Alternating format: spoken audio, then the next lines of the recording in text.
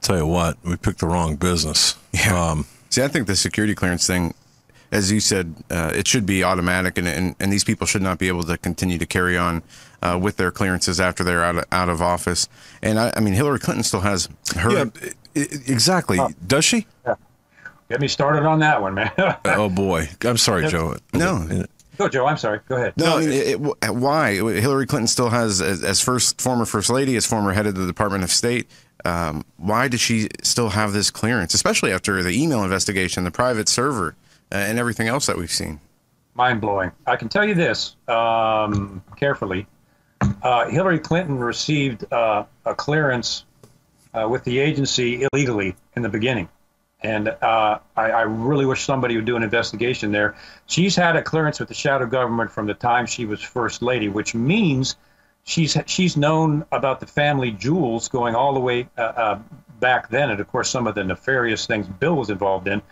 So she's had those tickets since then, and expanded her network into the CIA. And I think a lot of this, she knows programs that the CIA has done that the CIA does not want to know people to know about, Iran-Contra being near the top of that list.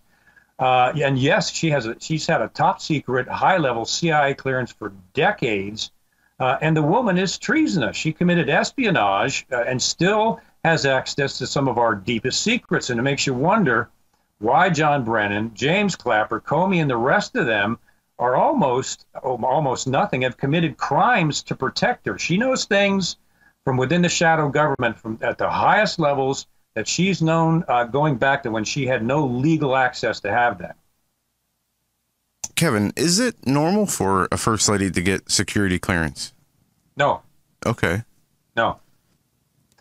Those clearances go to the president, the vice president. The First Lady is not authorized to have a CIA, NSA clearance. They're not an elected official. They're not a government official. They have no connections to the government whatsoever, and no legal ability to obtain a high-level government clearance. To obtain that clearance is illegal. Very interesting. All right. Folks, our guest, of course, if you don't know him by face, is very popular on the internet. You know him by name, Kevin Shipp. He's the author from the Company of Shadows. His website, fortheloveoffreedom.net. That's for theloveoffreedom.net. And his Twitter feed is at Kevin Shipp. And of course, follow him. If you're not following him, you're missing out. So do it right now. Click that follow button, and just because you need to know this information. Well, okay. I got a question. Yeah. To something you referenced earlier. The unmasking, Kevin, you said that there is a list, basically, of anybody with any influence or who is, pro-Trump or against the deep state, and that they have these lists of people to unmask. And if we can clarify, what exactly is unmasking, and how much access to your, are we talking real-time monitoring? We're talking all your social media, your mail? What does that look like? Everything. Now, what unmasking is the NSA scoops up billions of pieces of data a day. I think it's 1.5 billion pieces of domestic Americans' data a day. And legally, an American's name, if they're connected with any foreign national, for example, I got a friend in Canada, a good friend. Well, if I call that friend, that automatically gives the NSA the right to tap and monitor our phone calls, whether he's a spy or not. He's a producer. And during that phone call, my name or any American's name domestically is supposed to be masked, blacked out, whited out, taken out of the report. And that's the way legally it's supposed to happen. But of course, it has not been happening that way. They have not been masking those names. And we know that, at least over 260 names of the Trump campaign and transition team were unmasked. And 260 of those names, I think it's around 300, 260 of those names were unmasked by Samantha Powers, the UN ambassador.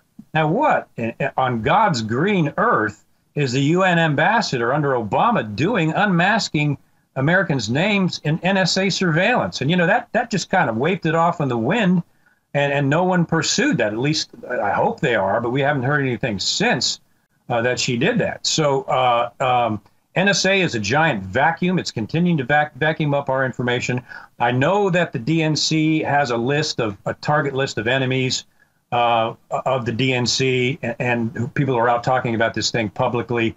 I think I'm on that list, and you know, I consider it an honor to be hated by the wicked. Anyway, it's a hassle, though. I got to tell you, based on everything I've seen from you, it's a hassle. It is. You know, folks, and let me just say this.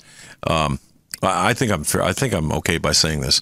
Kevin Shipp will never ever tell you the crap he's had to put up with. Okay, you'll see it on the on Twitter, but that's not even the half of it. And you understand that he's under attack all the time for opening his mouth. And this is a true patriot. This is a guy that I'll tell you right now, on behalf of the Hagman Report, we stand behind him, we stand beside him, and we think he's a true patriot. And his book, From the Company of Shadows, is an important read. I cannot push the book enough for people to get this in support of Kevin Shipp, but also because it's a good read. So, and get it from fortheloveoffreedom.net because of the code that comes with it. So, thanks, Doug. Yeah.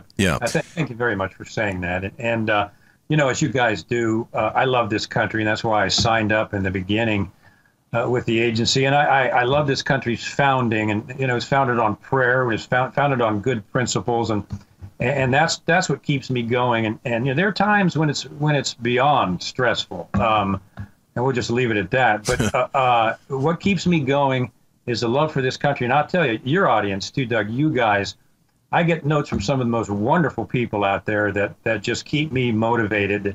Just kind of the good fiber backbone of America out there. And there's millions of them. It's kind of like the hidden giant that's out there. And it's really encouraging. And you guys' show is encouraging. And of course, we go way back to the very beginning. Yeah. When I first wrote the book. So I've got a good bit of deep loyalty with you guys. But that's what keeps us all going, is that the majority of Americans are good, God-fearing, hard-working people that want to do right, and now for the first time are willing to stand up for it. So that's why we do what we do. Yeah, and I think that folks, you know, that's right. That's why we do what we do. And I know the listening audience and the viewers out there, that's what keeps you going too. It's your love for the country, but it's also examples like Kevin Shipp. So it's such a pleasure to have him with us. Kevin, a couple of things. We did not discuss your appearance before tonight in terms of the scheduling and the ins and outs and things. And you just gave a rough thumbnail sketch, of course. A couple of questions. Now, we've got you for, we've got a break at the top of the hour for 3 minutes, and then we've got you for the entire next hour. Do you want to, and how do you like this, folks? We're doing programming on air. What do you think? Kevin, do you want to take listener phone calls at some point in time, or? I'd love to, yeah. Okay, all right. So here's what we're going to do, because I know as soon as we open the phone lines, they're going to explode. So if you can get your thoughts together, have an articulate question for Mr. Shipp. What we'll do is, after we come back from the top of the hour, we'll open the phone lines. But we do want to give. Hold on. Wait a minute. We need clearance. There's problems with Global Star still from technical issues. So I don't know if we're able to do that. We have to clear it with Todd. All right. So yeah, Global Star Satellite is our carrier who's sending out the signal, and they're the ones that take in the. So we have to get that clearance on that because they've been having satellite issues but we can do email at the very least. Yeah, at the very least email. But we'll get a heads up on this. So Kevin, Hillary Clinton, Uranium One, new information. Anything, we want to stand back a little bit from, we don't want to get in the way of your new information. So you tell me, or you tell us, I should say, where you know, where you want to go. Doug. Yeah, there's things about Uranium One that are beyond shocking. It wasn't just Hillary Clinton and the other 7 members of the approval committee that allowed that 20% of uranium to go to the Soviets. It's much worse than that. The Soviet Union, and we were up against them in my past. The SVR and Russian intelligence they're very aggressive, and we know that Russian intelligence had an operation going on inside the United States. They were actually targeting Hillary Clinton for this uranium and Uranium One. And Hillary Clinton was part and party to this, and the whole thing behind Uranium One, I think $145 million was given from Uranium One Russian corporations and representatives into the Clinton Foundation, which we know is the largest charity fraud in history. But what people don't know is what Hillary Clinton had done essentially is set up a foreign political action committee through Uranium One, because all this money that was contributed to her campaign to run for office from the Russians, all of this money was foreign money, went into foreign banks. Now, she may be evil, for lack of a better word. She's not necessarily stupid. By doing that overseas, what that did was prevent any records from being available through Freedom of Information Act requests. No one can touch them. None of the records of these financial transactions, because they're foreign, can be subpoenaed by Congress. And so she set up an insulated political action political action committee for millions of dollars to go into her presidential campaign from the Russians in the capacity that no one in the U.S. government could have access to any of the records. That's the dark part of what she did. And even worse, and I guess as a former counterintelligence officer, and I can tell you, we were co-located with FBI counterintelligence and CIA headquarters. The agents, of course, I worked with down at the investigative level were wonderful people, but I can tell you this, the FBI at those higher levels were dirty and they were rotten.